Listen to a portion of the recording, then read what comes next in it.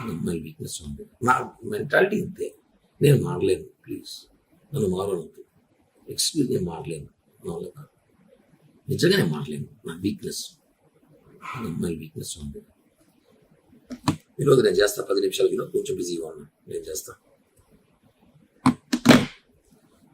నాకు అమ్మాయి వీక్నెస్ ఉంది, నేను మారలేను. కానీ పర్వాలేదు, నీతో ఉన్నాను, 5 సంవత్సరాలు లేదు నీతో ఉన్నాను. నువ్వు పోయినా వచ్చినా తెలియకుండా జాగ్రత్త పడినాను కదా. నువ్వు ఎందుకు అవన్నీ చూసి పట్టించుకుంటావు?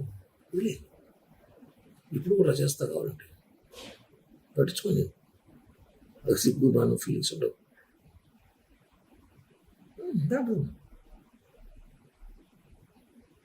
ఇంతకన్నా మాట్లాడు ఈ భారతదేశంలో.